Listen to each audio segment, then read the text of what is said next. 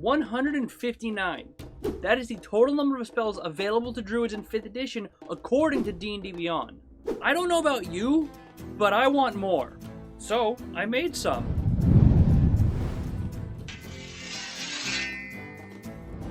Starting off, we have a spell that I call Primal Convergence. You blend together 2 different elements and blast them towards your enemy that you can see within 60 feet, at which point they converge to create a different effect based upon the elements you chose. This might sound like a sorcerer spell at first glance, but I kind of flavor it as pulling the power of the elements from the world around you rather than from the weave, which makes it more of a druidic nature. No pun intended. Or was it?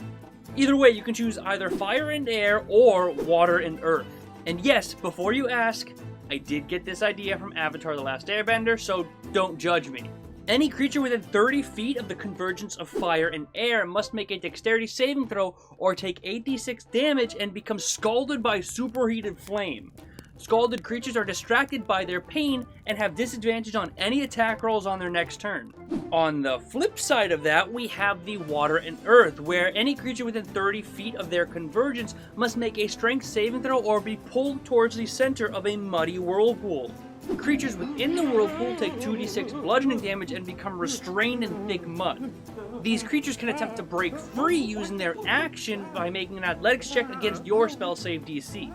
And boom! Just like that, you're the Avatar. Anyways, creativity was the only limiting factor here. If you have any ideas, leave a comment below and let me know. If we take this spell and compare it to something like a fireball, we can see that it has a larger radius and an additional effect on top, meaning that this automatically places it a higher level than fireball, which happens to be 4th level.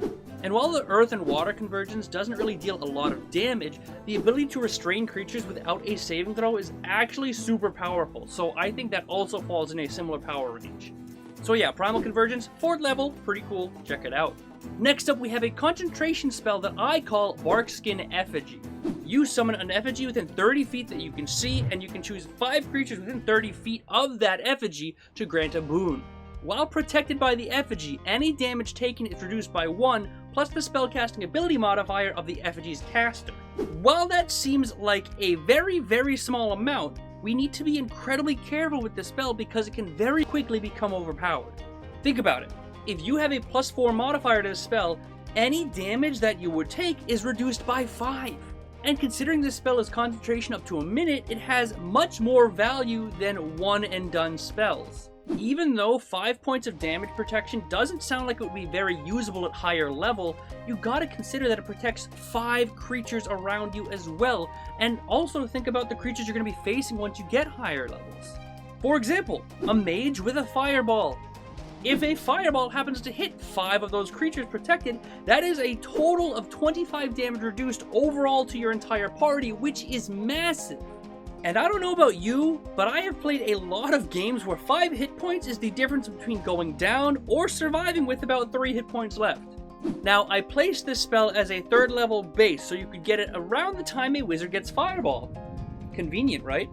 It has to be accessible to mid-level just due to how it functions, as you could very easily nullify damage in the early levels with it. But if you're worried about not being able to use it at higher levels, you can upcast it as well. If you cast it at 4th level or higher, it increases the protection of the spell by 2 hit points. So casting it at 4th level would be 3 plus your spellcasting mod, 5th level would be 5 plus your spellcasting mod, and so on and so forth. It's a one-of-a-kind spell that adds another level of interesting utility to an otherwise straightforward combat system. And that's Barkskin Effigy. But moving on to our next spell, we have something that I call Bramble Seed. This is a level 1 spell that is really just a magical acorn grenade. You toss an acorn at a point that you can see within 30 feet that explodes brambles out within a 10-foot radius. Creatures need to make a dex save or take 2d6 damage and become grappled until the end of their next turn. If they succeed on their save, they take half damage and are not grappled. Now, at first glance, this spell might seem pretty overpowered, and you might think that it is slightly better than the Entangle spell. I mean, you have damage and a grapple. That's bananas, right? But what if I told you it's not? According to D&D Beyond, out of all 500 plus spells in 5th edition, none of them grapple enemies. That's because you are confusing this with restraining enemies. Entangle and many other spells restrain a target, but Bramble Seed grapples a target. And grapple is just a fancy way of saying that that creature has 0 movement speed. Meanwhile, being restrained is much worse because it does the same thing, plus gives any attacks against them advantage and gives their attacks disadvantage. And if we're talking about the damage aspect of it, we can compare it to spells like Burning Hands or Thunderwave, where Bramble Seed only deals 2d6 damage, the others deal 3d6 or 2d8. So, dealing less damage than the other AoE spells alongside a grapple effect which is significantly less powerful version of Entangle, you can understand why this is only a first level. But yeah, that's Bramble Seed. Did I just like the idea of pulling a stem off of an acorn and throwing it like a grenade? Maybe. Is that the only reason I made this spell? Probably. Does that make it any less fun? Hell no. So yeah, enjoy your little nature grenade, Druids. Have a blast. That was not a pun. That wasn't even in the script. Anyways, moving on to the 4th spell, we have Thunderous Feedback. This is another first level concentration spell that protects a creature from spells. You place a primal ward around a creature that warps magic around them. That creature gains resistance to the next damaging spell they suffer, and the caster of the harmful spell takes lightning damage equal to the level of the spell they cast, plus your spellcasting ability modifier. This is a great spell to protect a single target if they might be in danger, or to make that enemy wizard second guess their target choice. I must admit, I have not tested this spell out much, but just like Barkskin Effigy, I did not want to go too big with these numbers. Resistance to one spell at first level is powerful enough as it is, so adding a bit of damage on the tail end could very easily get too strong. Keeping it in line with the spell level cast makes it worth considering taking, while making it concentration makes it a risky option with a potentially substantial payoff. So if you want to have some more defensive options in your arsenal, go ahead and try out Thunderous Feedback and let me know how it goes in the comment section below. And finally, the last spell we have for today is something that I like to call Sap Vitality. You point at a creature within range and a vine sprouts underneath them, grappling them and attempting to sap their vitality. The creature must make a Constitution saving throw or take 8d6 necrotic damage. If the creature succeeds, they take half damage, but remain grappled and can attempt to break free with a successful strength check against the spellcaster DC.